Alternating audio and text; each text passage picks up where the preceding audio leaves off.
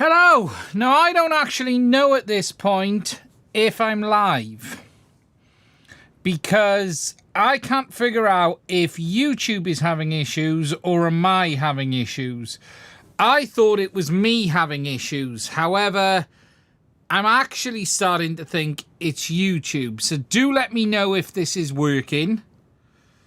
It says buffering my side, and it doesn't look right at all. Live but laggy. YouTube is screwed up. Yeah, I think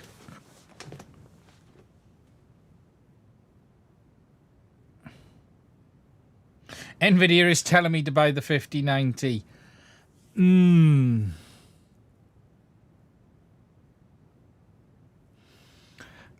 Let me just check it isn't my side. I'm not convinced this isn't my internet connection.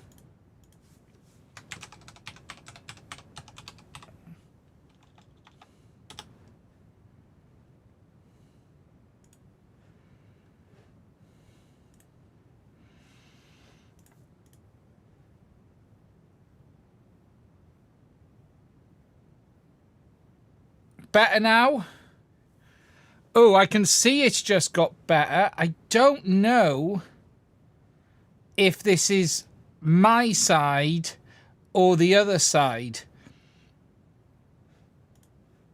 YouTube is still whinging at me, and it's saying it's not error, not maintaining enough to kick it. I'm just going to refresh the screen.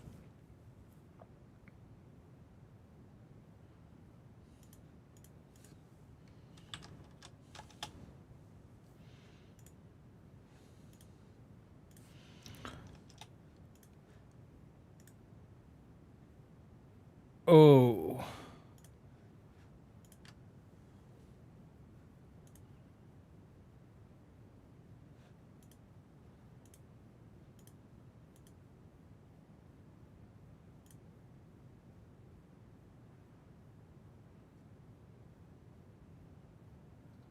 Now it's come back and said excellent connection.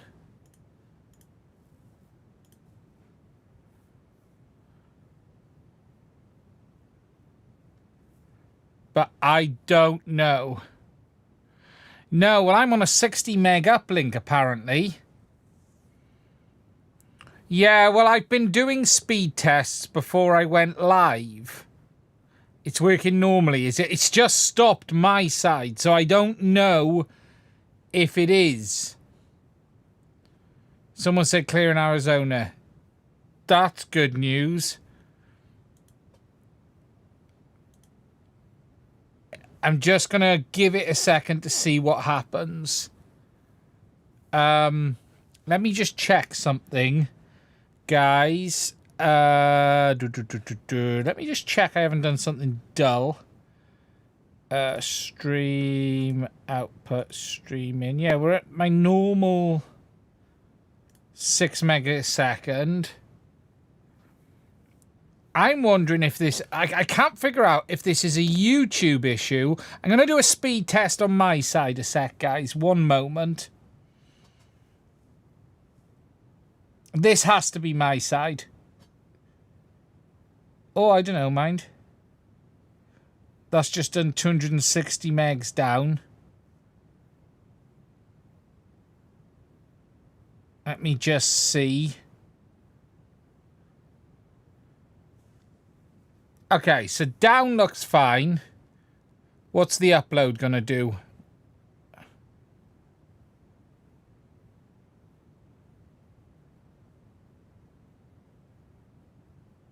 Let's have a look. Upload test in progress. It looks okay, my side. I'm getting 60 meg up. So, sorry about this, I'm just checking.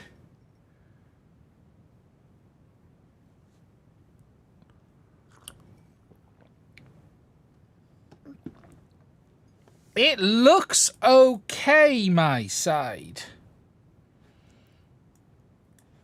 Now,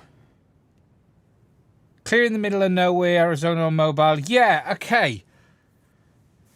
I think it's... I can't tell if this is my side or YouTube's side. So let's lag in again now. Yeah, and this is the weird thing. It seemed... I actually think it's my side. Yeah. I'm on fiber, so am I moving slowly on purpose? Someone said it's all good for me. Did someone say Ciati was having problems as well? Did someone say... Nothing bad enough to spoil the stream. Okay, we'll crack on in a second anyway. I rebooted my router before going live. I just want to look at one thing before I move on.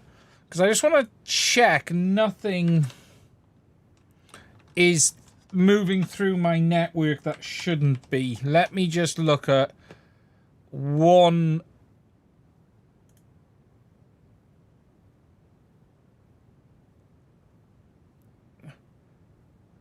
thing just to make sure everything is working as expected. It's actually, no, it definitely doesn't look right through my router, put it that way.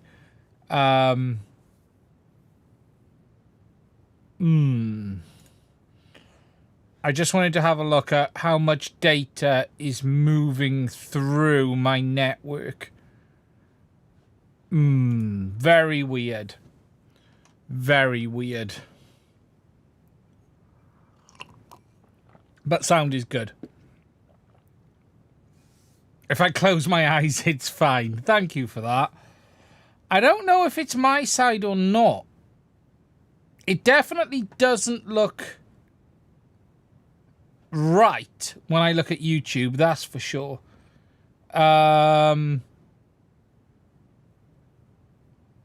Restart the router. Yeah, I did that before going live, and then I had all sorts of problems getting on. But I was also having problems... The weather here has been horrific today. And... yeah, well, I've done speed test already. And it's passing. But I was getting weird stuff before I started. So I'm just wanting to see if it cleans up. Reboot the PC. I did that earlier.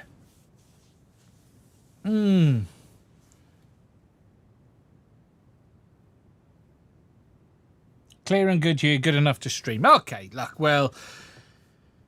I'm recording, so the worst case is I'll do an offline. Have I got an iCloud account? Yes, I've got an iCloud account. In the words of Ciati, YouTube is shit in the bed. Cookie Streamer had the same issue. Did he now? Okay, so there we go. We're going to blame YouTube and we're going to go and see... how it is. I very rarely reboot this PC, to be honest. I rebooted it earlier today, but yeah, something seems off. But look, if you can hear me, we're gonna go ahead. Hello, good morning, good afternoon, and welcome eventually to Sunday's live stream. Now, tonight we're going to talk about a few things. We're going to talk about a big update that is available as a beta for the HDZero goggles. And this new update not only improves the HDMI input latency, but it also adds HDMI input recording. Yes, Carl has added it. So these goggles will now record on HDMI input as well. And whilst that might not be important for everyone, it is actually quite important for some people, including the people who run things like OpenIPC and things like that. So, Big update coming for the HDZero goggles. We're going to talk about two things DJI related. Number one, are they ignoring issues? Or they are ignoring issues because there are more and more issues with 04 coming to light, and we still don't have a firmware update. We still don't have anything. I'm going to talk about the availability of camera modules on 04 as well, because I've had a lot of questions on this. Can you get light cameras? And the official answer to that is no, but the unofficial to that answer is probably yes, if you're willing to buy one for the Neo. And we're also going to talk about the update for, the modules for the Pro camera as well. We'll then talk a little bit about some other nonsense, and we will talk about the new Elegoo printer, which could be extremely interesting because it is available right now for a pre-order price. Let me just get this right in the UK. The pre-order price of £299, which is incredible when we think about it, considering what you're getting for that money. And I am interested in getting one of these to have a look at. However, it might not be quite as good a deal as it seems. So, the first thing we're going to talk about is this, the HDZero goggles, because there is a beta firmware and it is public to release. Anyone can go and get this. So if we go to the desktop, it is available here. It is on the HDZero GitHub page for the HDZero goggle, and it is version 9.5.0 RC2. And this firmware update adds quite a lot of stuff. For instance, support multiple languages, supports 16:9 analog display. They've changed the DVR folder, add support for clearing DVR-only files on the storage page. So rather than format the whole SD card, you can just now delete just the recordings. Starred DVR. Now, I don't quite know what starred DVR actually is. Go into the input menu and assign starred DVR to an input of your choice. While DVR has been recorded, activated that input, e.g. click the right button. Go to playback menu. Files which have star next to them will be marked with the yellow star. I don't quite get it. Starred DVR. Go into input menu and assign star DVR to an input of your choice, right? So if something interesting happens, you can press the button and it will mark that recording with a star. Is that what I think that is? Because I couldn't quite make that out. Yeah. Hot mark. Yeah, exactly. That's what that is. So, low latency HDMI input, 1 millisecond. One of the things we found in the HDMI testing on this, favorites. Yes, I was just labeled it favorites. Marker. The HDMI latency wasn't as good as it could be on these goggles, and I found that in my testing comparing them to the Goggles X. Carl now says he's got it down to 1 millisecond. And a new feature, and this actually is a feature that I got criticised for because I was told this would be possible before release when I reviewed them, but it was then pulled. And a guy accused me of intentionally lying to sell HDMI goggles, of HDZero goggles, I should say. I was accused of intentionally lying, and I will never be trusted again because I said that it had HDMI input. And there was a couple of questions around this because initially I think the plan was yes, then it was decided no, now it's yes. But now you have HDMI input recording on the HDZero goggles. I have installed this firmware, I've tested it tonight, it works, it records in 720p, and it will automatically record directly to the goggles. It basically records all of the time. There's no on and off, it basically just records continuously when in HDMI mode, as long as there's an SD card in there and it's formatted correctly. And that's really, really nice to see because it puts it on par. There are very few goggles that do have a HDMI DVR. The Orca HDs did. And the... I'm trying to think what else has it. There aren't many. The Cadex ones don't, obviously. The Orca HDs definitely have a HDMI DVR because I've used it. So, and I remember Legion spoke about this ages ago, because there's a GitHub where this was asked and he was going to say it wasn't possible. And when I originally spoke to Carl ages ago when these released, it was, yes, these are going to have it. And then I think it was more, do we need it? Does it need it? There are complications around HDMI recording. So it isn't, but it is there now. So a big F you to the person who accused me of lying, because F you.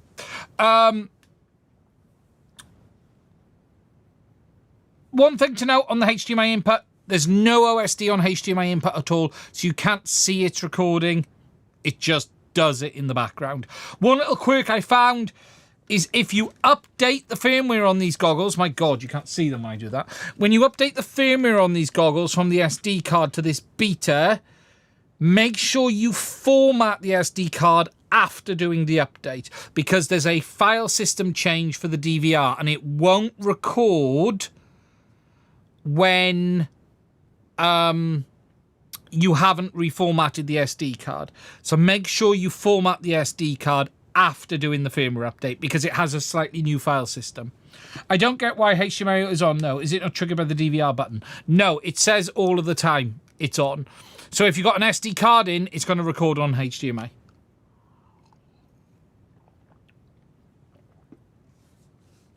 The issue will be, because there's no OSD overlay, if they added recording with a button, how would you know it's recording? That is the problem. And I guess the decision was made, let's just record all the time. Because if you've got no overlay, you don't know it's recording, therefore, you don't know if you're pressing the button and it's starting or stopping. And that will be the issue. So it's better and safer just to record all of the time. That, I'm guessing, is going to be my logic. Hi, Ryan. How you do? And there's another one, which is the warning voltage. Oh, optimize HDZero RF initialization time. And after updating the firmware, you may need to readjust it for the voltage input. Is that going to close the files properly?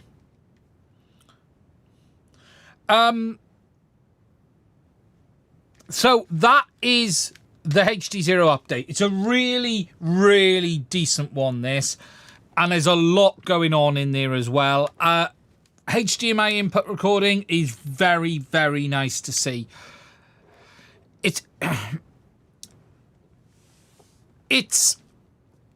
It's complicated with goggles, but what's actually interesting is one thing that sets Carl's goggles apart from most of the others is the fact there's an FPGA in here, and that makes it quite expensive to make as a product.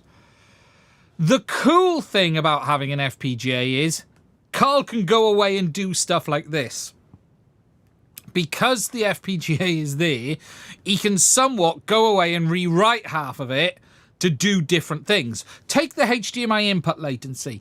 If this was any other set of goggle, that basically would not be fixable, because it would have been set due to whatever it was, and it would have been very hard to improve that. DVR recording HDMI, very hard to change that in software alone. Because it's got an FPGA in there, Carl is able to basically rework them to a point. I'm not going to say do anything and everything, but there is a lot that he can do by just reprogramming the FPGA. And they are expensive. They're not cheap.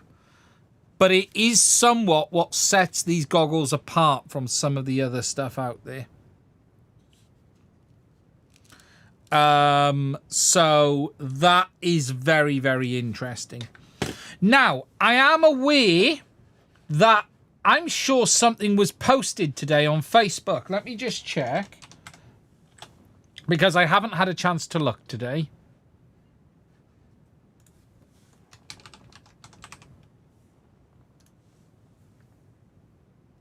You know what? I do think it is my end, you know.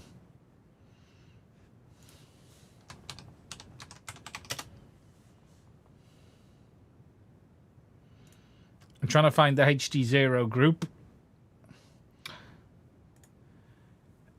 Ryan has also posted this not that long ago, 22 minutes ago, in fact. And that is this. HDZero, 100Hz screen, budget. What is this? What could this be? Is this the new budget goggle? I don't know. That looks like a goggle to me. I think. If we look at that, it looks like a goggle. If that is a goggle, there is something on there that we have never seen on a budget goggle, and that is 100Hz screen. If you look at that, right,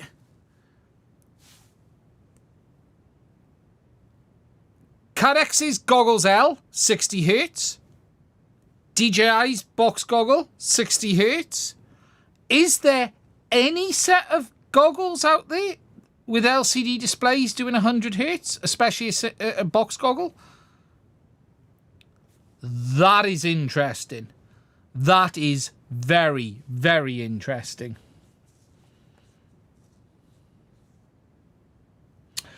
Also, yes, I need to talk about that in a minute as well. There is quite an interesting mod a couple of guys who use HDZero have made, which we'll take a look at in a minute. Very, very cool. So we're going to have to wait and see. And I'm probably going to stop talking now. But that is very, very interesting. Very interesting indeed. 100Hz. Budget not equal to low performing. Interesting. Eachine had the EV900s with a huge 120Hz screen. Just it was a flop. Okay. Yeah, but the DJI V2s are small screens. They're not single large screens. They were 144. Yeah, on the V2s. The V1s were 120. The V2s were 144. That is incredibly interesting. That is very, very interesting indeed.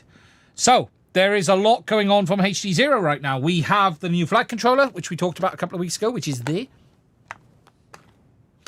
It is there. We have the big update for the goggles. And whatever you see here. If they come out, whatever it is, yes, I will be talking about it. Very, very interesting times. And it's cool with HDZero because, look, the problem with HDZero is at times there's not a lot to talk about. And then suddenly there's loads to talk about. So that's the real cool thing that we're going to get right now. So really, really cool to see. Really cool to see.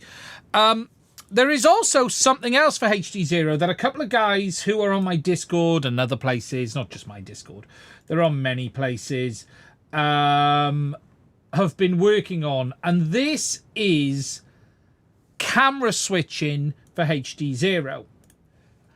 And let me just load this up. And when I say camera switching, what this is the ability to have two cameras on a quad and switch between them live in flight.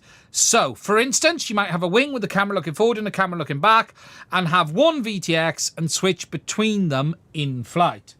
So, oh, that's not what I'm looking for. This video has been posted by, it's up by AVI, who is here in the chat. He's posted this video. So here we have a single VTX. You can see there's a camera here. And then you got your camera in the nose as well. So there are two cameras on this. Let him get it flying. Here is the board.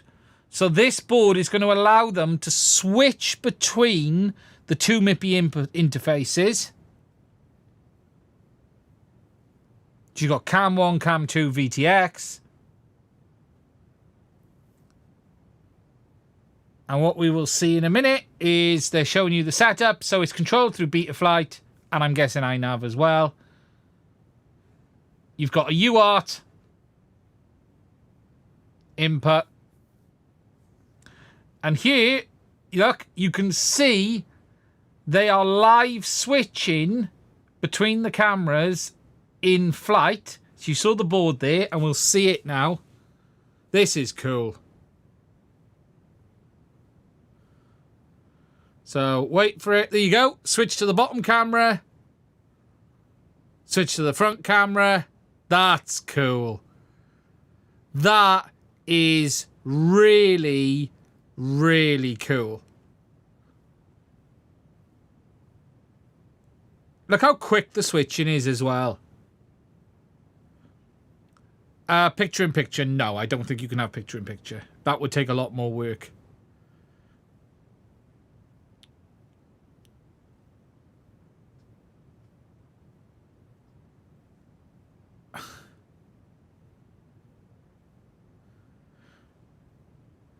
And you don't even need the UART. It can work via the MIPI with the control UART of the VTX.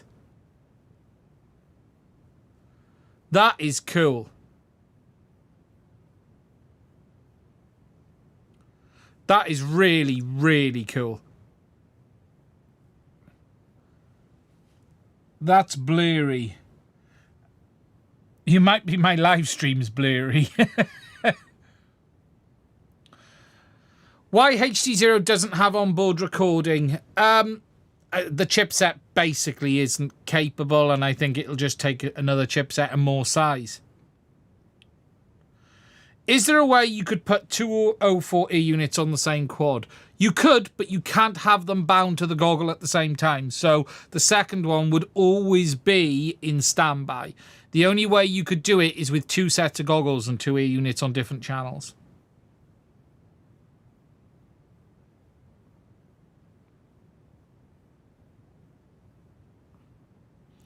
That is really cool, though, isn't it? Now, I don't know when this has become available. I don't know what the intention is. Are you guys selling this? Is it going to be available to order? Cool, though. That is really, really cool. DJI won't make a switcher. No, they won't. No. DJI will never introduce head tracking, and they will never introduce a switcher. So those two things are never going to happen.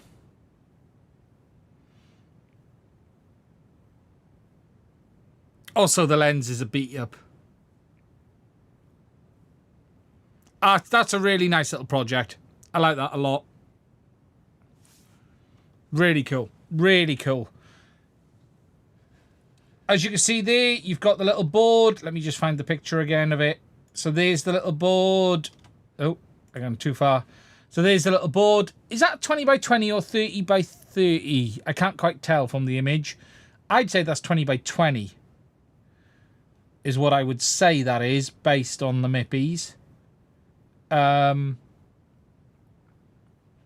Quite interesting indeed. We are planning to sell. Really cool. I like things like that. Really, and look, this will be the only system 20 by 20. I thought it was. It looked 20 by 20. So this will be the only system with a camera switcher available. A proper one.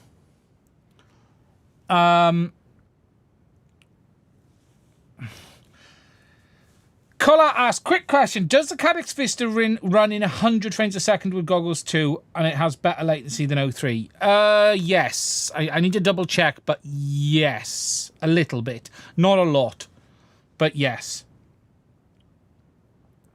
Next, we need HDZero night vision, like Runcam Eagles back in the day. Best ever night vision. Using this on a rescue quad would be epic. Smash the winch on the bottom. Should have mainline firmware support. Too bad HDZero sucks at range. That's not strictly true. Range is not HDZero's problem so much. It's penetration. Because it's not a two-way link. You know, HDZero suffers the same issue analog suffers, is it's throwing out data and there's no packet retries. As a result of no packet retries, latency is fixed, whatever happens. So, what are the chances of race mode coming to goggles too? 0 as far as I know. Never going to happen. different chipset. We think it's only possible as a result of the different chipset. Can you connect multiple switches? That's an interesting question. Piggyback them. So could you piggyback the switches? So 2 cams into the switcher, into another 2 cams into a switcher. Did I finish the Spectre build? No, I've been finishing the KISS Ultras. The Spectre is going to probably be next week or the week after. Spectre 7. So I was finishing KISS Ultra this weekend. I got motors and everything on the Spectre. But I haven't got flight control in it or anything yet. That's going to be probably next week's project. The second he talks about packet retries, he freezes. I think this is my connection. You can piggyback them. That is cool.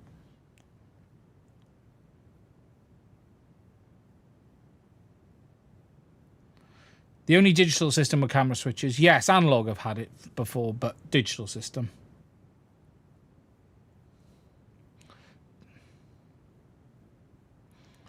So, yeah. I can't really help the stream today, guys, unfortunately. I don't know if it's my side. I don't know if it's YouTube's side. Apparently, YouTube were having issues. All I know is, yeah, we're going to have to keep moving forward.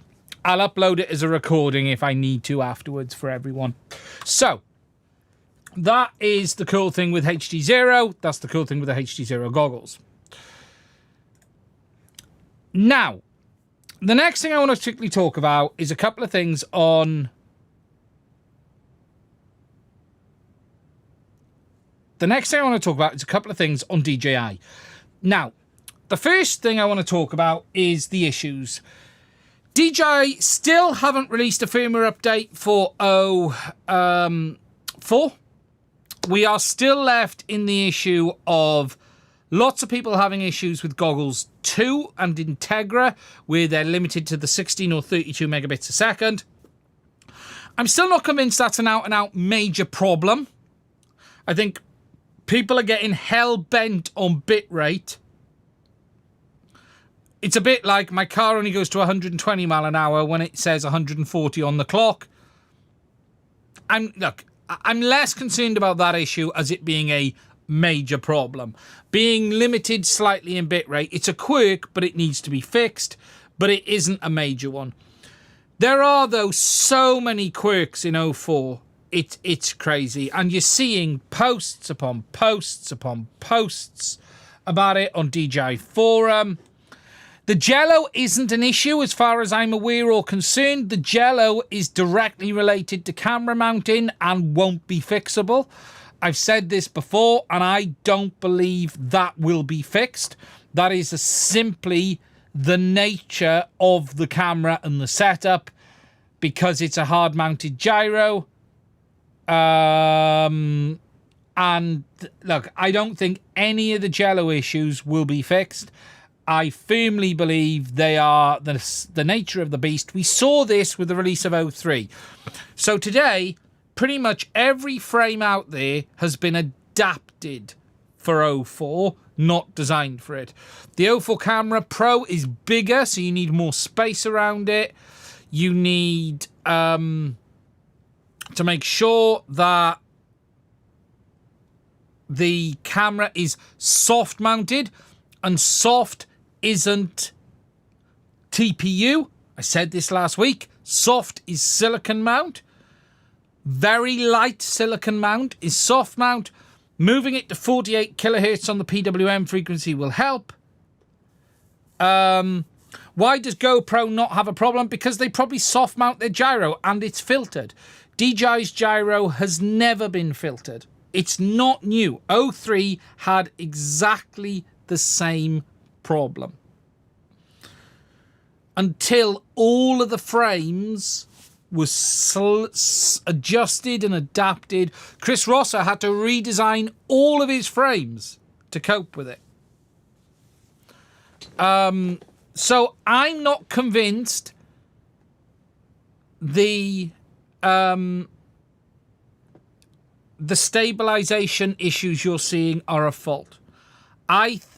Let's wait and see what DJI do, but I'm not convinced it's an out-and-out fault.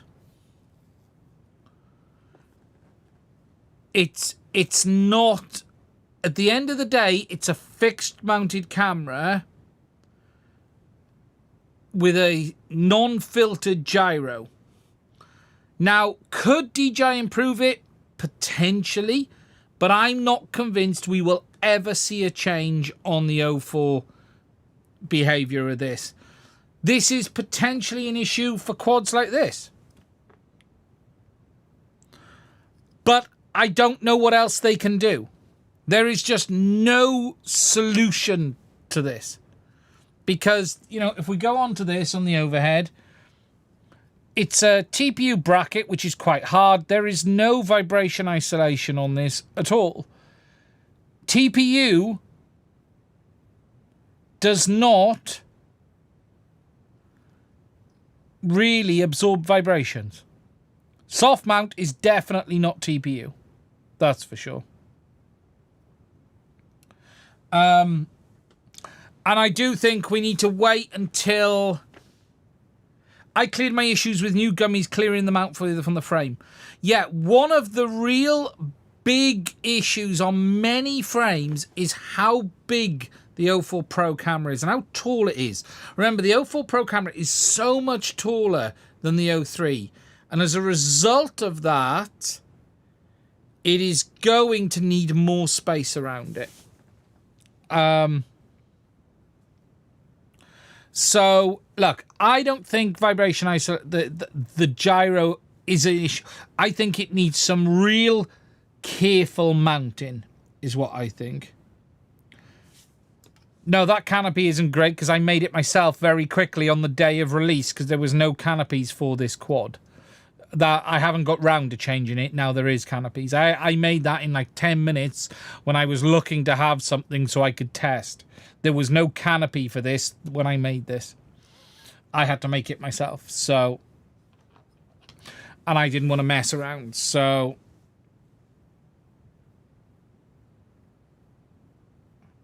yes, the wider mount spacing puts it closer to the frames in existing. Yeah, and this is the issue. So we've definitely got problems with the mounting, not necessarily the vibration isolation. But when you go on DJI forum, there's all sorts of posts of issues. People getting IMU errors, people get camera errors, IMU errors, all sorts of problems at the moment with 04. We had a user post on my Discord tonight. His just seemed to reset in flight. There are all sorts of really strange issues going on with it at the moment. And we haven't had anything from DJI. And yes, it's been Chinese New Year. But they've had the time to release a new Ronin, a new phone gimbal, a flip drone, and yeah, so DJI have a lot of work to do. They have not released the update yet, and it'll be interesting to see if and how long it takes. Right now, 04 for me is on the brink of saying don't buy it. The only reason I'm not saying don't buy it yet is because I've not seen anything fundamental that stops people using it. So I'm watching the blackouts very closely because people have reported them, but they are really, really small. Many of the issues are happening on all the goggles. All of them. Goggles 2, Goggles 3. I'm seeing reports on both. The bitrate issues are on Goggles 2. But there's some quirks with it on Goggles 3 as well. There's even menu systems that aren't showing properly. DJI have a right mess on 04. It is a very good system, but it has had a horrible launch. I'm somewhat lucky because I haven't reviewed 04. I haven't recommended 04 to anyone. I haven't actually reviewed the product yet, and if I was reviewing it today, if I was releasing a review today, my comment would be, don't buy and wait for DJI to fix these issues. Right now, I would be saying as part of a review, don't buy this yet and wait. Just like I did with the Avatar HD system when it released. Now, I haven't, for me, the reason I haven't actually released a review on it is because I haven't had enough flight time on it. I'm still getting flight time at the moment. Once I've had enough flight time, I will actually make my own full review, and DJI have till then to get this crap fixed. It's a shame a lot of this wasn't highlighted in the early reviews, if I'm honest. Because there's stuff here that's an absolute joke. The bitrate issue, we knew it was problematic. Some of the guys who had it had told us it had problems. It is the more messy launch we've had from DJI. If you compare it to 03, 03 was bang on. My review in the summer, well, yeah, look, I'm trying.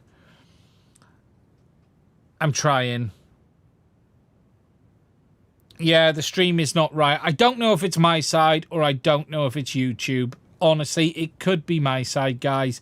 I just don't know yet. I'm sorry. I hope you're as skeptical with the new 50 series graphics cards. They seem full of gotchas as well. Oh, yes. I'm waiting to buy a 5080 because I want it for video editing. And the cards actually don't, well, other than them going on fire and not having enough ROPs and you can't buy it. That's about it. I personally think DJI should get out of FTV. There are too many variables they can't control.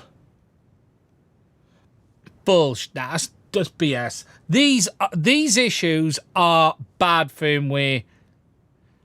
I know they were told about most of these. There's not too many variables. 03 launched perfectly. There is shit here that is inexcusable. There is Chinese language coming up when you're in English in the Goggles 3. There are parts of the menu that are still in Chinese, even when you're set to English. This is bloody lazy releases firmware development. Not, it's hard. Some of it is hard, but some of this is lazy. Lazy, lazy, lazy testing. And it's not even the testing, because I was told about half of this before it was released. And they just didn't fix it. So, you know, again, the vibration is not what it is. That is just frames. People will need to get used to that.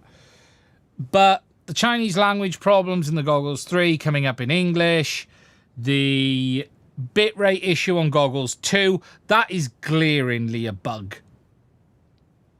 That just should have been fixed. The video stability ones are weird. Here's the real weird one with the bug on the low bitrate. Field of view firmware update for 04. Nah, it won't happen. I doubt they'll increase the field of view. It'll be the view it is. Don't really know how they can increase the field of view. You could open it, you know, look, does it auto crop? Yeah, you could open it up a bit more, but it's not going to, you need a lens swap, really. Look, it's not, it's messy for DJI. It genuinely is very messy for DJI. Here and now they haven't fixed it. Hopefully they'll get it tied down. So, look, we've got the main problems today, because someone's asked to catch up. So the main problems today are the bitrate not working properly on Goggles 2 and Integra. It's all over the place. It's a complete mess. Depending on the mode you select and the power output you select will dictate the bitrate you get. There are issues with people losing video randomly. There are issues with the menu system in the goggles. 3, having Chinese where there should be English at times. There are issues. It's just got loads of little bugginess. And that's the quirks with it. I'm watching the cutouts closely because they're the ones that worry me. The power off. And that's it's both on the Pro and the Lite. Both of them have the same bugs. Hopefully, we will get the firmware in short order. If we're lucky, we might get iNav support. And then we've got to wait and see. The interesting thing is you didn't have any of these issues on the older goggles with the Avata 2. And it's basically an Avata 2. I'm shocked there is so many issues considering it's basically an Avata 2. It literally is an Avata 2.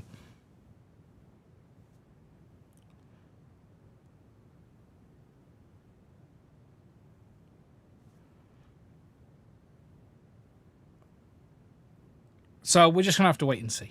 So, look, that's where we're at on that. But right now, DJI is ignoring the issues, but they have said on DJI Forum that a lot of this is going to be fixed. So hopefully it'll happen soon. And it's weird things like camera error and people getting Chinese. There was someone getting all sorts coming up the other day. There's just all sorts of weirdness going on. The weirdness about the Avata 2 is it didn't have any of these issues. So 04 shouldn't have these issues. If we take the Pro especially, it's the same bloody thing. It literally is the same thing. I don't know how they've managed to balk it. It's a bit weird how they've managed to balk it. And that was largely why 03 was so good out the door, because the Avata was released and it was all sorted, and then 03 came along and it was basically the same, you know. Yeah, 04 seems very quirky, very quirky. Weird. It's worth understanding. So if we talk about the gyroflow though on the Avata 2, that camera is soft mounted. So there's a big difference on the camera on that compared to the FPV quads. And again, I don't think DJI have out and out done anything wrong with people getting jello. I think it's the nature of the beast. Could they have decided? Could they have designed the camera slightly differently and soft mounted it? Probably, but that is what it is.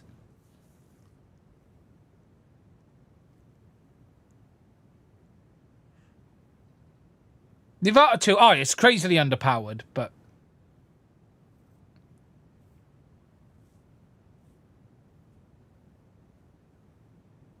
look, we just got to wait and see. Yeah, look, I do know they seem to be they seem to have backed themselves in a corner with 04 on the release date, but it should have been. Look, there's no good reason it shouldn't have been ready. Really, that's the truth. There's no good reason they shouldn't have been ready.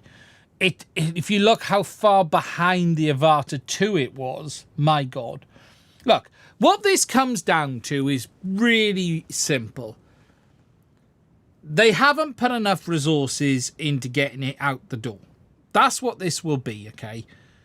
All of these quirks, the truth is they haven't put enough resources into getting it ready. They've probably tossed it against one developer and said, get that ready for us to chuck out. Whilst the other teams are working on other stuff. That's what it comes down to. In the end, it's resources. Because they know they can do it. It's not about DJI not being able to do it. DJI have all of the capability. It's more, they've just not put the effort in. And I'm not saying the person hasn't put the effort in. I'm saying the business hasn't put the effort in. It hasn't thrown enough developers at it to really get it over the line.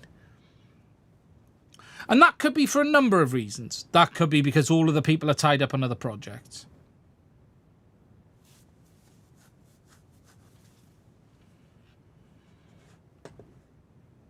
So that's that. Right.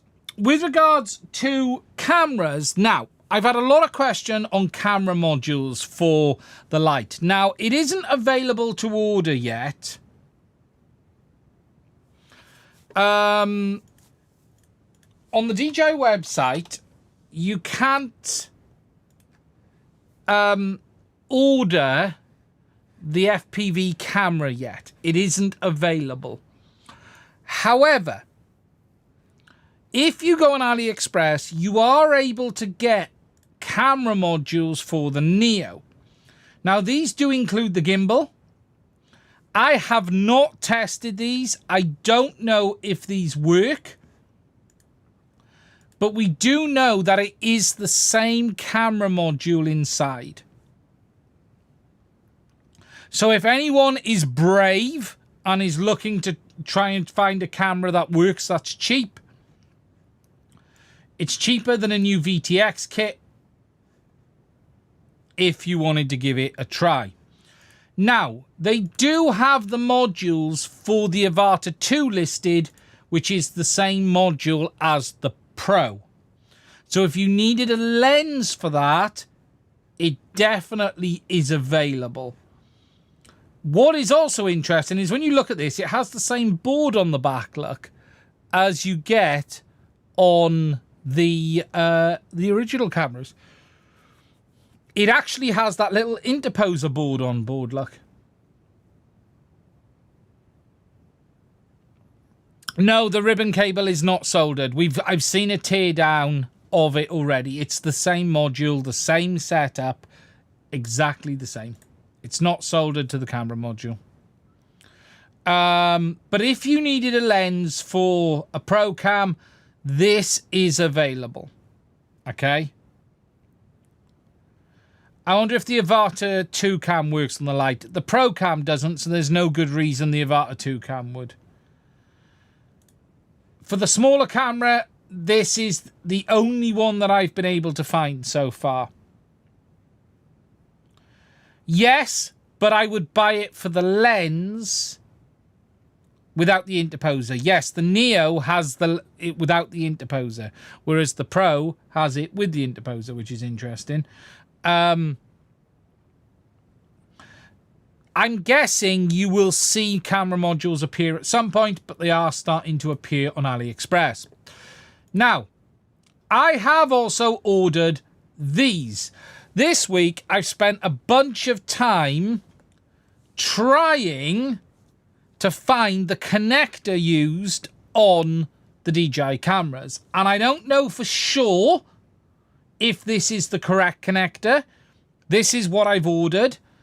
I've spent a worrying amount of time trying to find the connectors. What I do know is that they are not using Molex versions of these connectors. They are some cheap Chinese equivalent, is what they are. And this is the closest match that I have been able to find for the connector so far. So I've ordered these in, and I am hoping this will be the same connector, because so far it looks identical.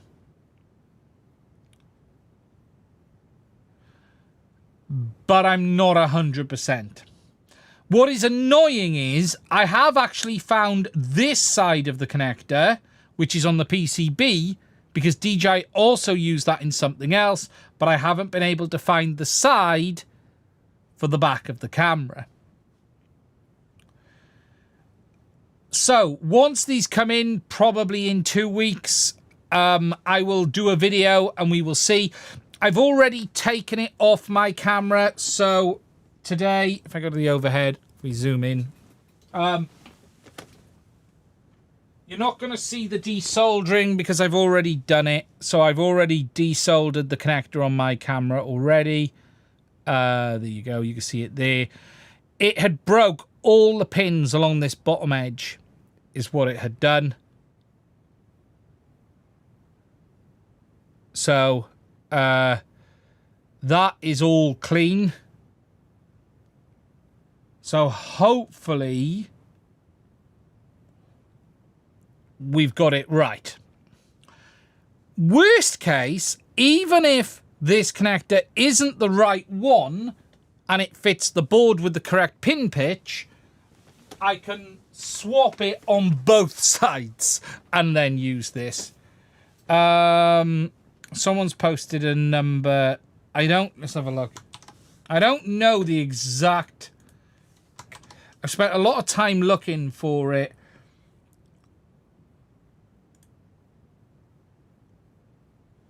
Is it? Let me just have a look at that. And someone has gone. Let me have a look at this. I'll tell you from this one.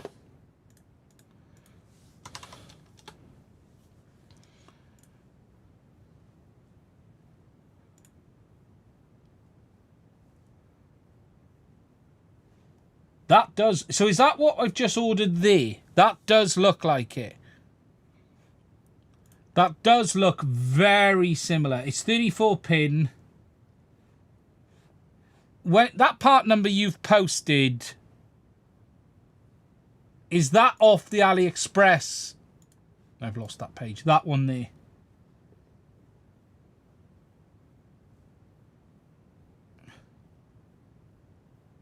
Because this does, based on everything I found so far, this looks the closest to it.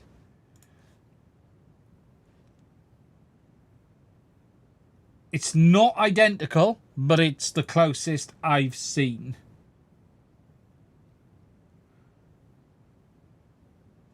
Definitely the closest I've seen. So hopefully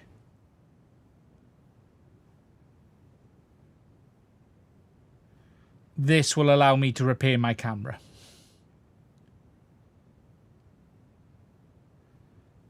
And this is the... I've been messing with similar MIPI cameras recently, and this is the part number on the data sheet.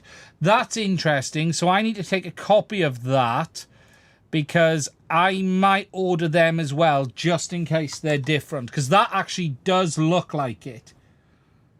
I can tell from the two notches down there and there. Let me just open up Notepad, and I'm going to save that my side, because I'll order them in as well. Finding them has been quite difficult.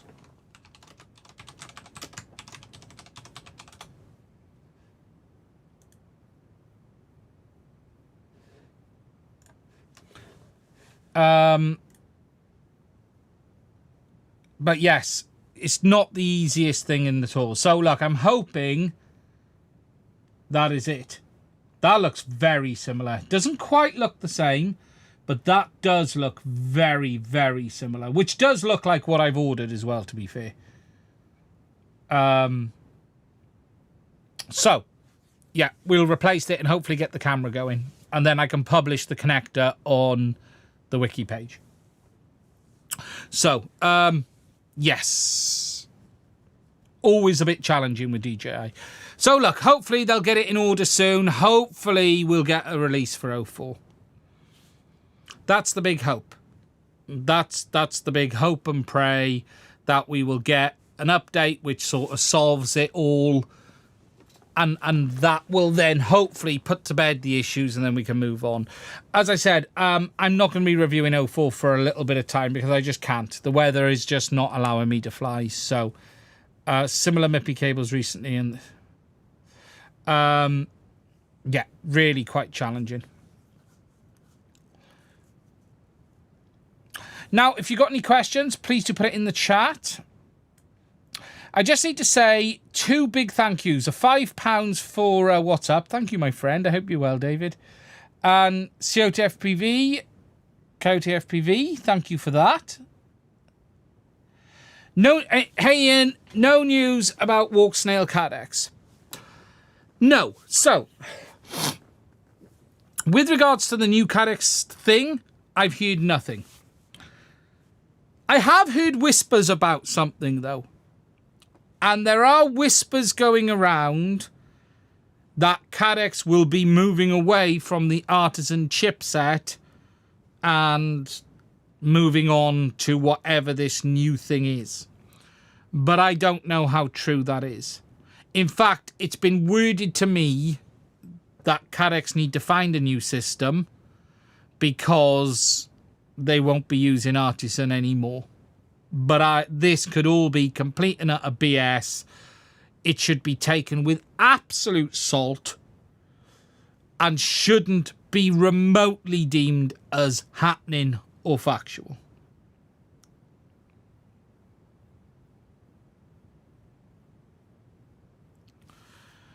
Norton Upshot. Yes, I'm suggesting use the parts to fix your cameras. Use the parts to fix the cameras. So the lens on the Pro, the lens on the Lite, if you need a lens.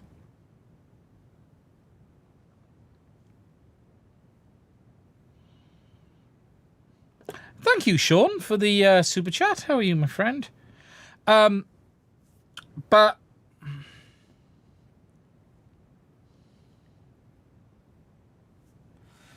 with regards to your gimbal vid, why didn't you put the wires through the hole next to the antenna connectors? Because I didn't want them near the antennas, so I just butchered it.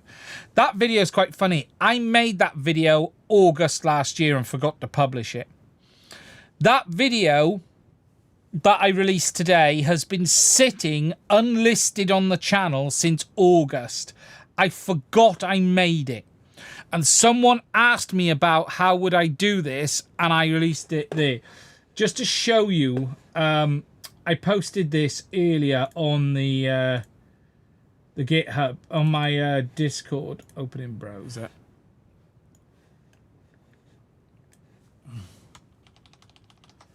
So that video, look, was created on the 17th of August, 2024. I forgot to publish it. It was sitting on the channel, unpublished, and someone asked me about it, and I was like, oh yeah, I got a video on this I forgot to publish. The HDZero news was at the start.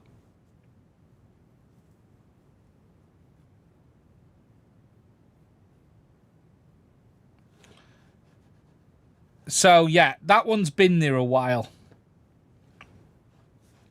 I forgot to publish it. It was only meant to be a quick video, and I butchered the GT in that one, but I was just going to bend it out. I didn't want the power cables coming near the antennas. I didn't like it, that side. Someone said, looks like HDZero is releasing a 100Hz box goggle. I'm hoping that puts the Spurs to Walks in a DJI for their boxes. I can't comment on what HDZero have coming. It won't affect DJI. DJI don't look at anyone else, really. So I wouldn't worry too much about that. As for Cadex, maybe. It could do something for Cadex. I was wondering why a couple of the comments are 3 months old. Yeah, so what I had was someone asked me about it. I made the video in August, put it on the channel and forgot to upload it. And then I shared it with someone, but I didn't realise it was offline. I just didn't realise it was offline. I was going through some stuff today and went, oh, right, I haven't published this. If an 040 unit records in a bando and there's no one around to observe the photons, does it really exist? Schrodinger's ear unit. Is that what we're going for now? Schrodinger's ear unit. When flying, if you lose video, is the ear unit still there? Is it really there at the point of you losing signal? Do you know if it's there? Does the ear unit really exist? Schrodinger's ear unit. Once you lose signal, does the quad exist?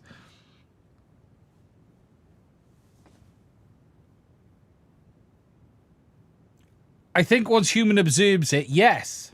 Correct.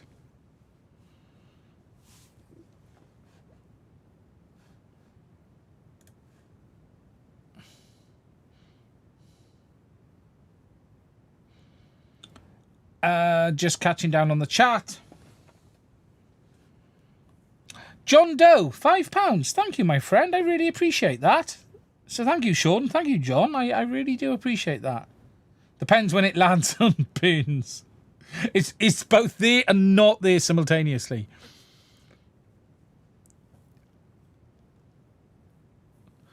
That's how my spotter works. My spotter is Schrodinger's spotter. When I'm not looking at it, it's not there. So when you try to observe it via the FPV camera, it's not there. However, when I turn around and visually view it, my spotter is there. However, for the purposes of the camera and the purposes of me turning away, my spotter is no longer there. Schrodinger's spotter, it's always there when observed in person, but not on film.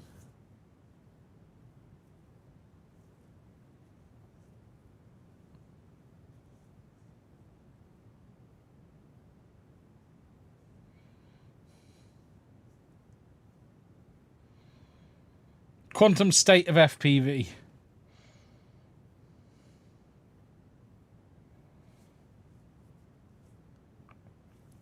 Okay, so DJI is in a freaking mess. Hopefully they get it fixed soon. DJI did release a couple of products this week. A new Ronin. RS3, was it an RS3 Mini? Or RS4 Mini? I've lost track of what it was.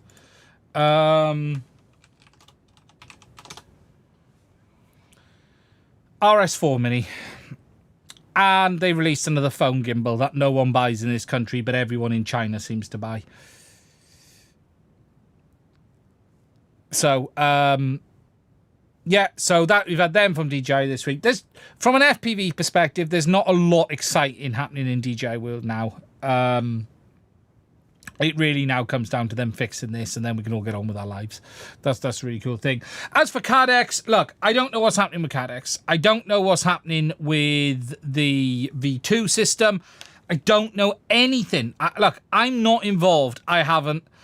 I think I'm pretty much... Look, most of the CADX, if not all of the CADX testers hate me.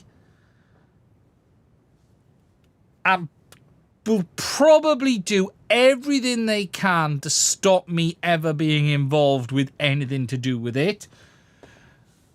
I haven't really heard from CADX recently. Let's wait and see what happens. I'm not gonna knock on the door and say, hey, can you tell me what's going on? If they want me to be involved, I'll be involved. If they don't, I won't, and I'll buy it when it releases. Either way, I'll say the same things. I don't give two craps anymore about being involved in any manufacturer's release day. In fact, I'm going to go as far as to say, outside of stuff I think is particularly interesting, and, you know, I'll wait until it releases. I will always do it if they want me to be involved. I like being involved. I will always help and support. But I am not going to sit here and beg or just, you know... Look, I comment about DJI not working with me because I like to poke the bear. I do that on purpose. I actually don't give a shit. Like, DJI can do what they want. I'll buy it anyway. The channel's fine. I don't care anymore. In fact, I benefit just as much by not being involved in the release. Tell you now, there's some questions that probably need to be answered on the DJI release because, look, it's a crap show and I don't remember much of this being said. You know?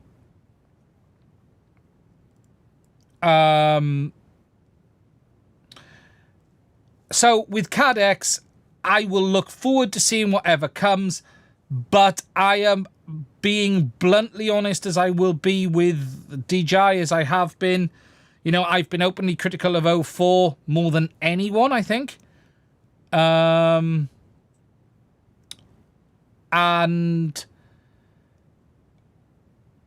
I'll do the same. I'll say how it is, the truth, open and honestly. That's all you can do. So look, whatever comes next, I'll talk about it. I'm not against CADX releasing a budget FPV system. What I am disappointed at is and will be is if something new releases and they still haven't finished all of the issues with the existing system, then again, it's development time on making more money and not supporting the existing user base. Just remember, the Cadex app is a heap of crap, doesn't work properly. The live streaming is a joke. That'll never be fixed, by the way. Don't expect it to ever be fixed. So the app for live streaming, that's how it'll be. This is classic. Look, this is classic Cadex. Cadex they talk too much before they've really introduced the products. Take the GM gimbal. The goggles couldn't work with the head tracking because they hadn't had the foresight to look at what they'd need. And this is how it is with Cadex. It's a good product, but they've got to step up. They've got to improve. They've really brought some cool things, but man, there's been some issues as well. And look, DJI not perfect. They've got their problems. What I have in DJI is faith that they'll fix them. What I don't have in Cadex is the faith they'll fix them. And that's the key difference between the two companies. I have faith the one will. I have no faith the other one will. That isn't to say they don't make some good products. That isn't to say they don't do some cool things. But it comes down to faith.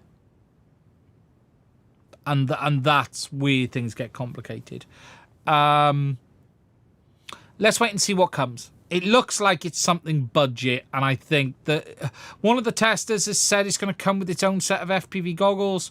So this seems to be some budget thing, is what I'm guessing. So that's what it sounds like. But who knows? I could be wrong. This could be the V2 system. Look, Cadex could prove me wrong, and there will be no one happier than me. They might release whatever this is with a new board for the Goggles X that upgrade to it, and then this is this new flashy version 2 system that has, I don't know, a little bit of better range, better overall compression, and it works better. There will be no one happier than me. That's for sure. Will it happen? Remains to be seen. You just can't compare them. So, let's wait and see. And then in the meanwhile, you got HDZero in the background just doing their thing.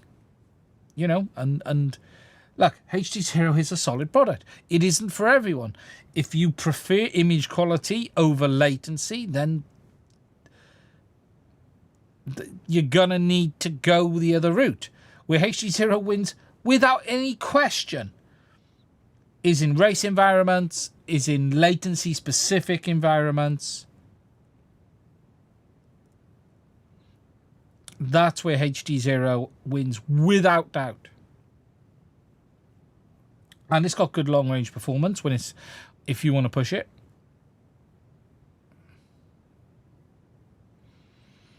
The good thing with HDZero, see, it's not even playing the same game. Playing a different game, and that's the great thing with HDZero. You have to compare Cadex to DJI because they're the same systems. They behave in essence the same.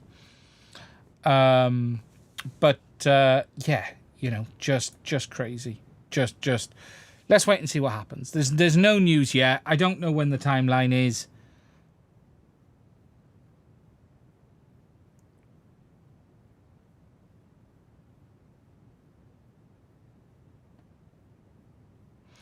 Okay, just catching down on the chat. Right. So we've covered the HDZero news. I can close all these millions of windows. I'm hoping to fix my 04 ear unit this week. Something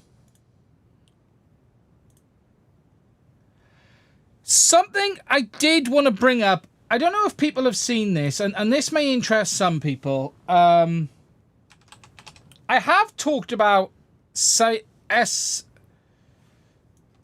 CE products on the channel before.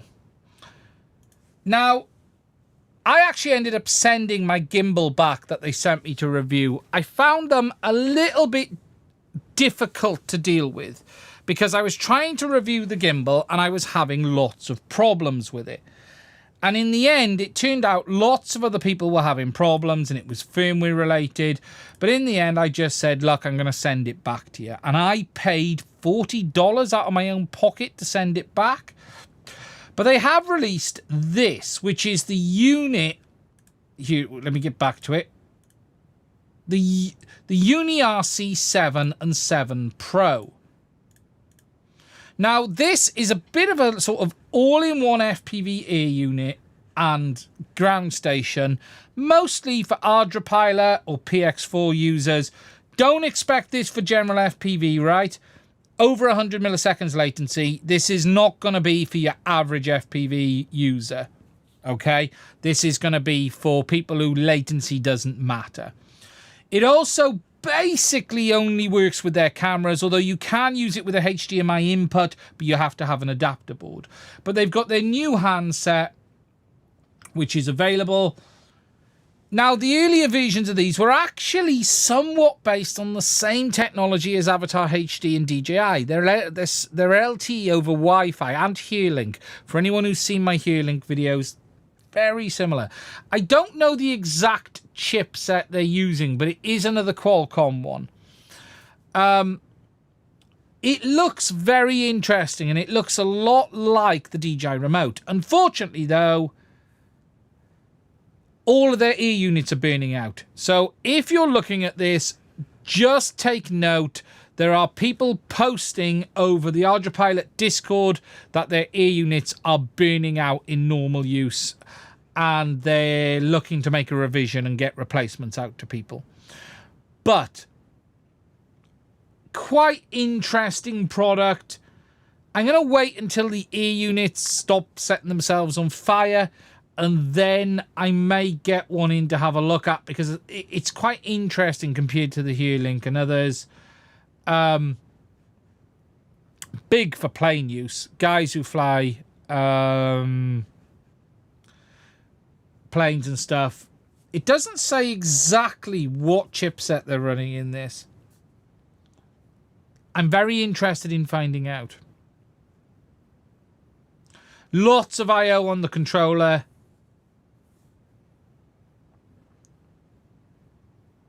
Tons of I/O on the controller.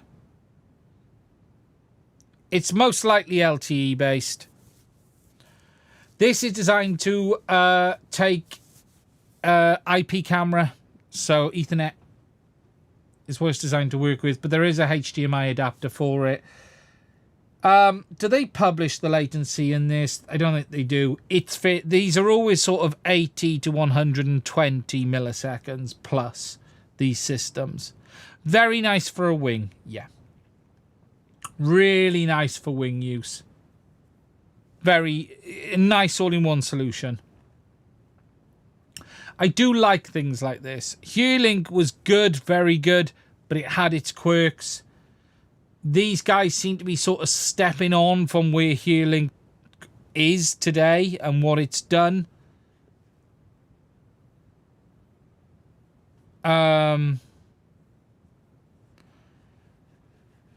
Very interesting, but unfortunately, if you have seen this, they are burning the ear units out, so be aware of them. Dual operator control as well, one for payload, one for master. You've got that in HearLink. Quite interesting though. And look, I looked at their camp. What's under the specs? Do they actually list the latency under here? Let's have a look.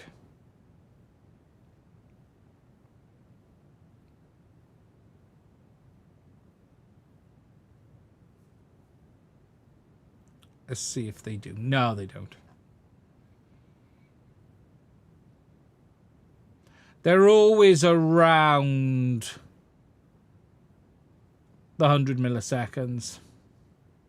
170. Where have you seen it? I've not seen it.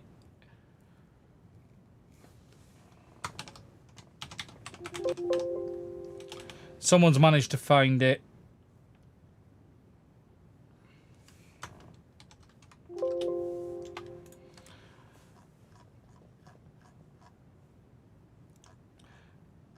Big old unit, not designed for small FPV. And look, these guys make lots of cameras and stuff.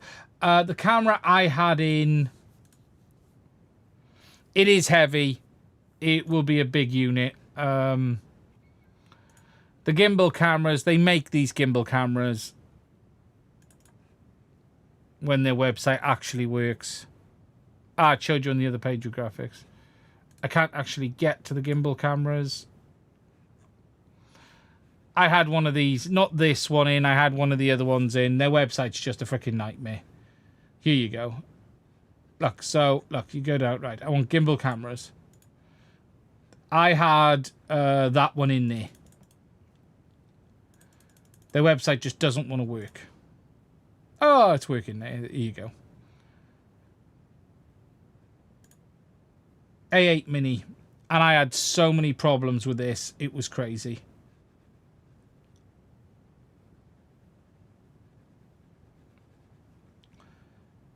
But they got quite cool. And they got some real nice stuff. But just was buggy as hell. Buggy as hell.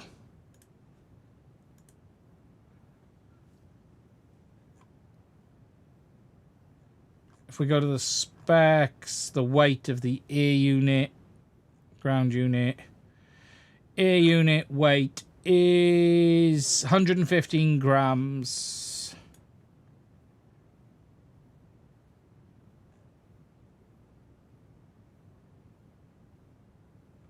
Yeah, 115 grams.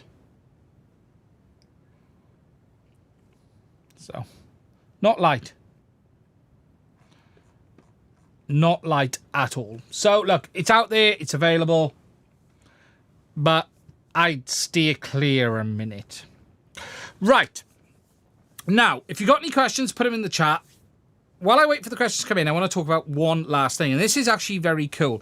If you're thinking of getting a 3D printer, something is just being sort of pre-released that looks incredibly interesting.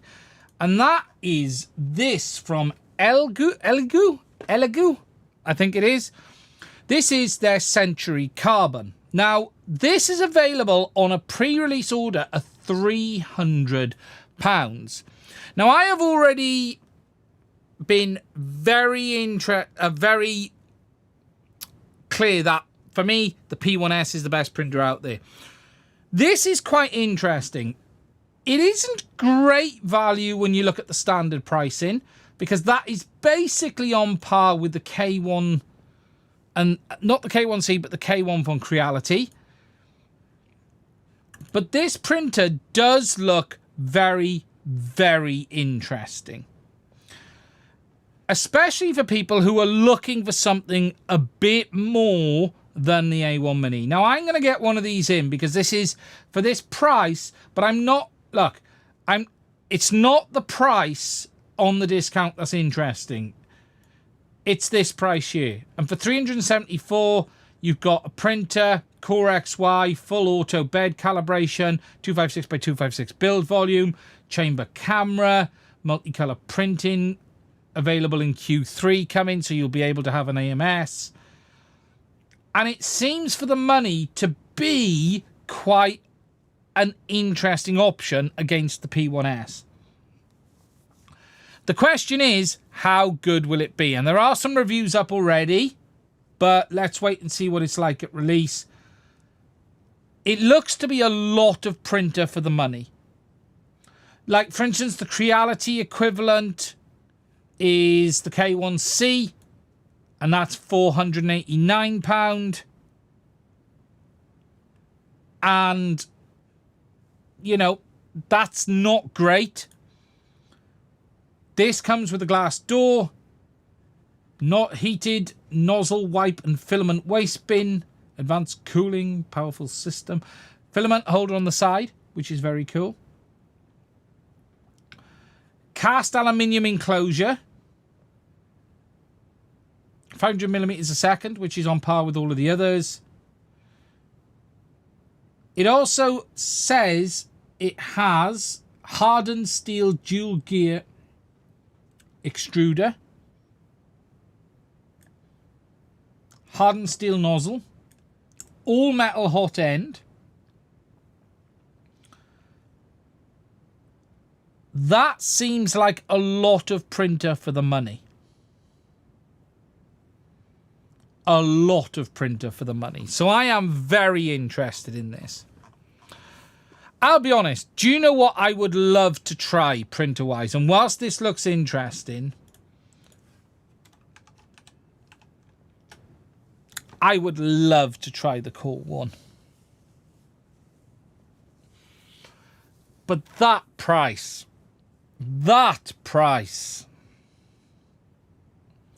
there is no world where I can justify that price.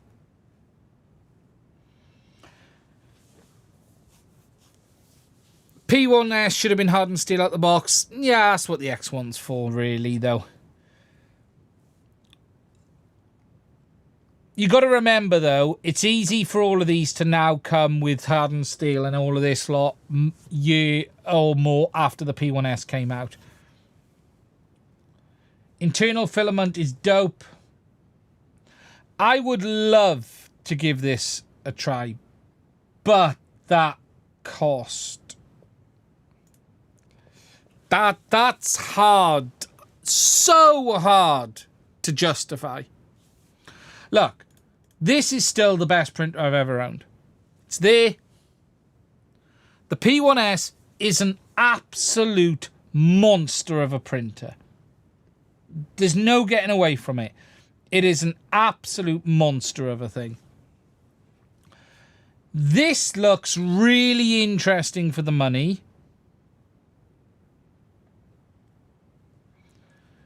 This really does look incredible for the money. But let's wait and see how well it works.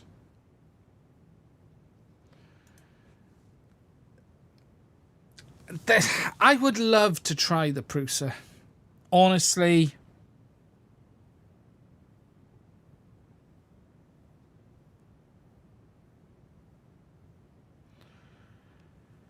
I would love to try the Prusa. Prusa over X1 Carbon. I think I'd still buy the X1 Carbon. My Mark III is still a fantastic printer. I don't use it anymore. Bamboo, though, making very dubious moves on their customers. I don't agree they're dubious. Look, Bamboo are doing what they think is right. People are getting hell-bent out of shape over Bamboo for something that they were never officially allowed to do anyway. So the Bamboo stuff has been blown out of all proportion. Bamboo is closed source. So let's cut the BS that that they were not ever going to make changes. Rumors have it that Bamboo have gone exclusive cloud-hosted slicer. No. No. Look, the change Bamboo is making is this. They are stopping third parties being able to have control over their printers. Third-party apps and third-party devices. That is what they're stopping.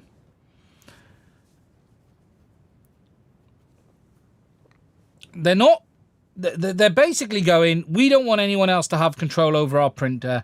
And there are reasons why they're doing this, which some of it is legitimate. I'm not saying all of it is, but some of it is.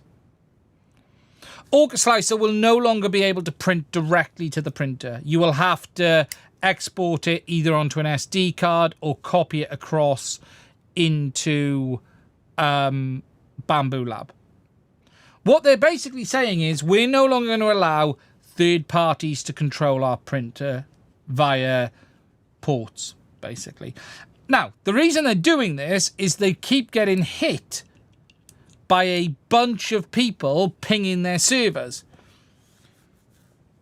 Now, do I agree that it would be nice to have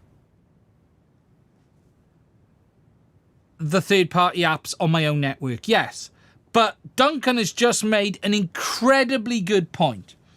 If Bamboo leave their system open and someone burns their house down, Bamboo gets blamed, not the aftermarket gizmo used. And that is the problem. That is the issue. Right on the nail. That's the problem. So, look, Bamboo are not doing anything shady. People have been able to use things that were never officially allowed, and now they're closing the doors on that. I don't think that's great. I'm not going to sit here and pretend that's the best thing in the world. But that is no different to DJI tomorrow blocking the ham file hack. If DJI tomorrow stopped ham working, would we all be upset? Yes. But should have it ever worked in the first place? No. So you can't really complain about it. You might not like it, but you can't really complain about it. So, yeah, there's a problem with YouTube or my feed tonight. It's either YouTube or my side. I don't know which. So the truth is, right now, we've got to just wait and see what Bamboo do. If the printer is able to burn your house down, then that's kind of a Bamboo issue. It depends what the software tells it to do. Remember, if the software tells it to heat the bed and drive the nozzle into it, that's not really Bamboo's fault.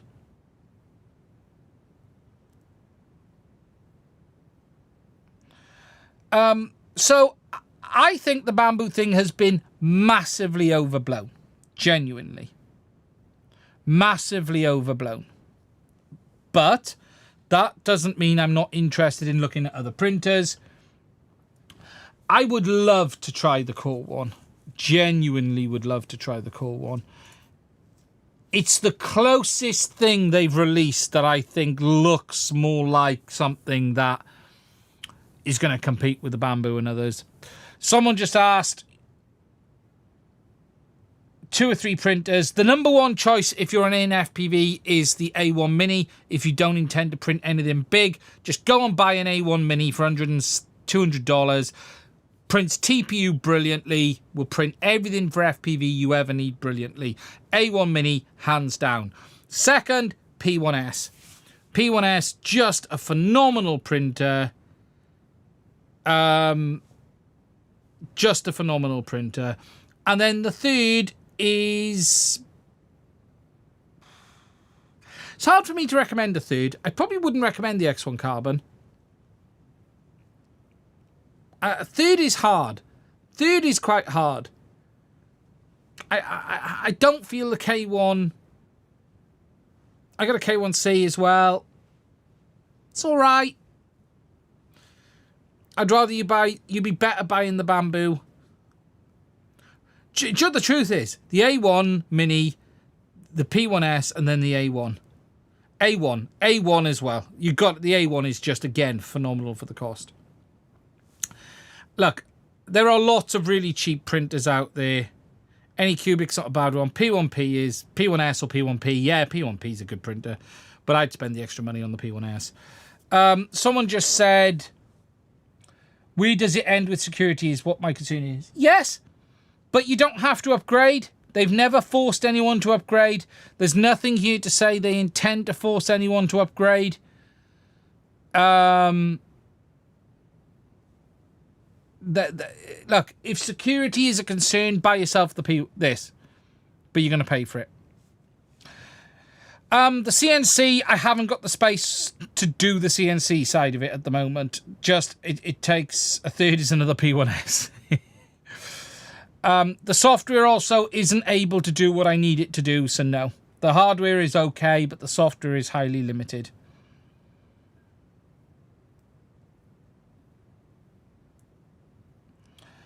SVO6, I've not tried them. Look, I don't like recommending any... Since the A1 Mini is like $200, I don't really like recommending the cheap Chinese stuff anymore, because I think it's hard to... There's so much good for $200. Like the A1 and the A1 Mini, just insane for the money. Insane for the money. But I would love to put some time on this. I think this could be a very, very good printer. A very, very, very good printer. Ian, to lube the K1 top X access rods or not, I would use Super Lube.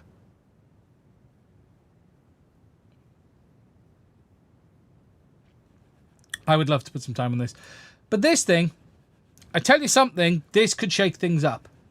This could really shake things up. Is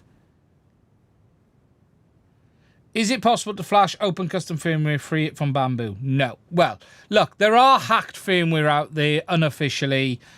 No. Bamboo is not open source. It's all closed source. It's all their own firmware. Look, it's not magic. The magic bit of Bamboo is that it just works. Look, the bit I have never had a failed print. Have I never had a failed print on the P1S? I don't think the P1S has ever had a failed print. I think I had one or two on the X1 when I first started. The A1 Mini, the bit that's magical is I don't think about it. I just turn them on and hit print and they work. No other printer has done that for me. Do they have quirks? Yes, they all have the odd quirk. The AMS is a little bit clunky at times, especially if you don't dry filaments. It's just convenience. It's the convenient factor is I turn it on, it works. I don't even think about it. I just hit print, send it to there, because that's where they are. Both of them. That printed TPU this morning, although it came out horrible because my TPU is soaking wet because I've left it on it, because it always stays on it. And that's ready to go. Loaded up, rock and roll.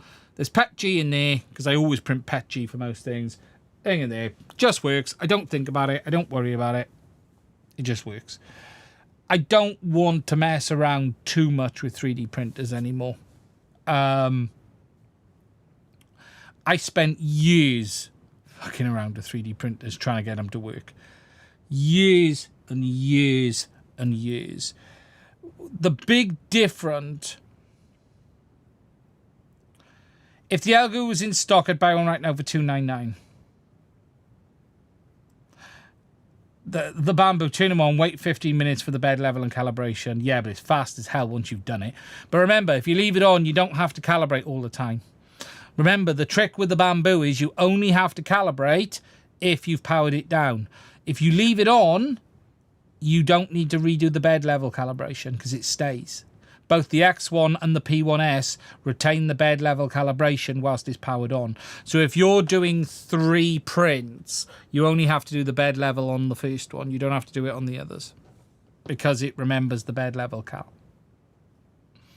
It only loses it when you power down. But I don't worry. I think 7 minutes in it. It's always been about 7. I'm sure I timed it on the P1S video. I think it's about 7 minutes. What temper am I using on PETG? I use the generic PETG profile in Bamboo Slicer.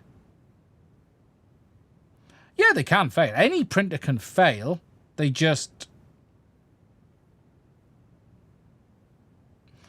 Like, no printer's perfect. If the filament's crap or bad... Probably the only quirk on the Bamboo that's caught me out is PLA tends to go... If you haven't got it staying dry... It will snap off in the AMS, and that's caught me a few times. So it snaps off in the feeder and stays in there. The filament cracks off, and then you have to take the inside of the AMS out to fish out the bloody from the tubes underneath. But what was quite a bad design on the AMS is there isn't a door in the bottom. The AMS is a completely sealed plastic tub. That thing needed a door in the bottom that you could go in and with a rubber seal that you could go in to get to the tubes so you could get the broken filament out. What you have to do is take the AMS out the housing. It's like a 2-minute job once you've learnt to do it. That's the only thing I think I've ever had happen.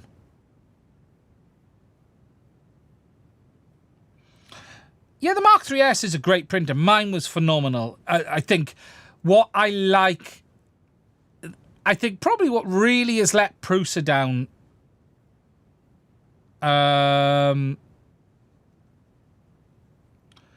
is the lack of AMS. What I really like that Bamboo do quite well is I leave black PETG and some PLAs in there, which are my more common filaments. And I just don't have to mess because it just loads them and it cracks on most of the time. I now print all my TPU on the A1 Mini most of the time. I don't bother.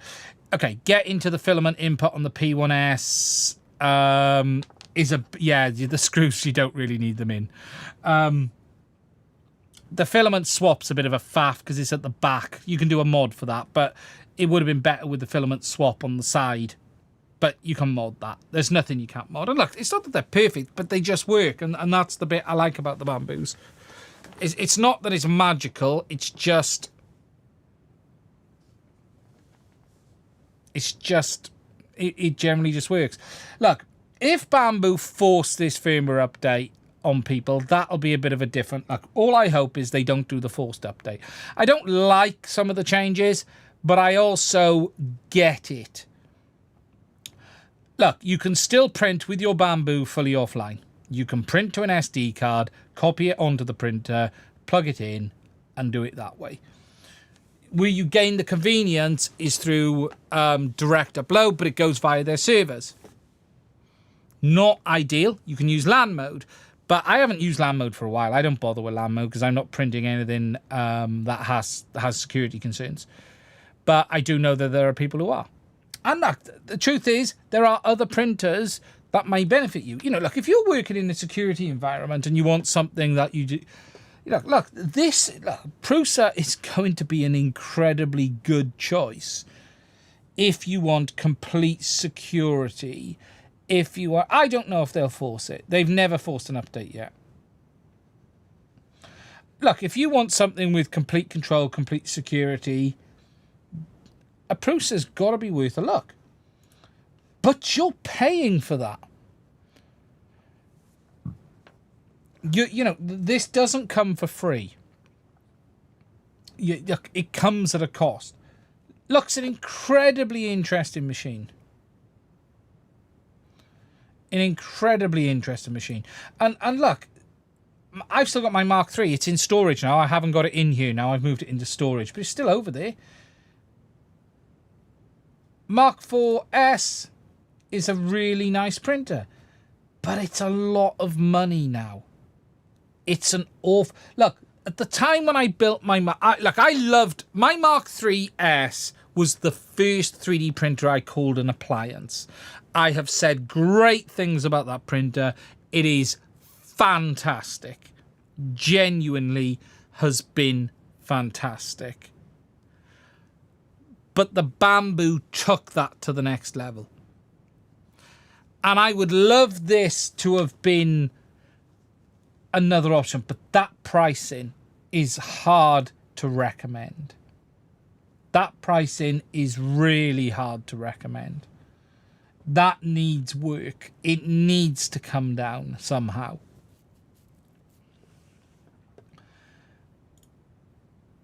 And look, they... You know, what's the XL now? With 4 tools. Fucking $4,000 for an XL. Okay, it's proper multi-material. Has the XL settled in now? I haven't watched anything on the XL for a while.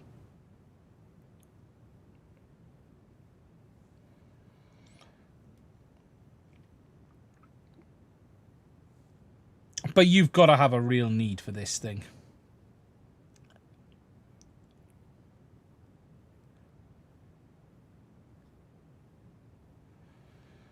The enclosure kit always looked weird. Look at the enclosure. The enclosure kit. What is that? What is that? It's an accordion. Yeah.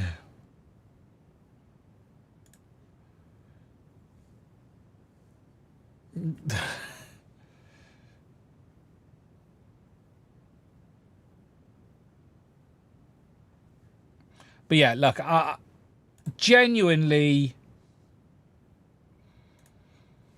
the Core 1 just... Showing the build plate is a bit small on the Core 1 though. What was the build plate? 250 by 220. See, it's not quite 250 by 250. It's a shame that it's a bit smaller. Okay, it's nice having the filament in the side, but I'd have preferred if it hadn't and it had it on the side. I could live with the filament on the side.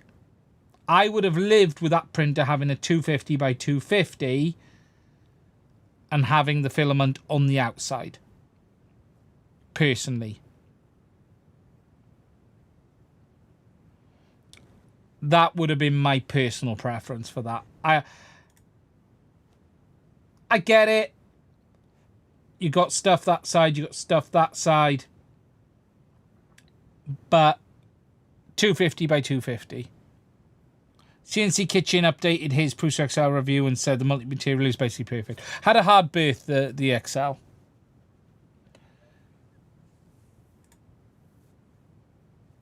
Where's the budget IDX? Yeah.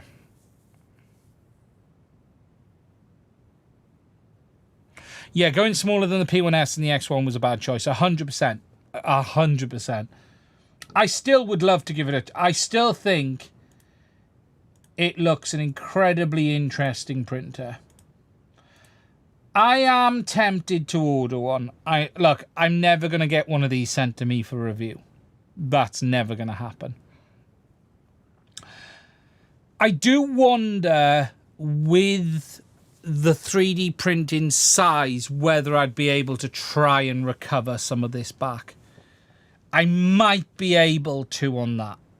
I think it'll be hard, but I might be able to recover some of that back over a year or two if I did a review on the XL. I don't know if it's worth doing it as a kit. I don't know how that would be a big video to make. And then do a review. How kitty is the kit? I need to go and have a look. Does anyone know how kitty is the kit? Is it like every bit, or is it mostly assembled?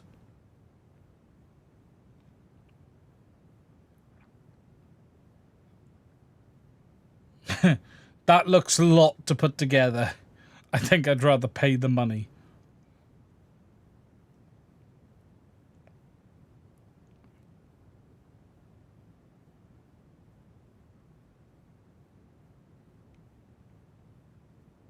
The point of the kit is they're fun to build. It was never fun on the P1S, on the Mark 3S. It was as stressful as hell. I did a video on it though.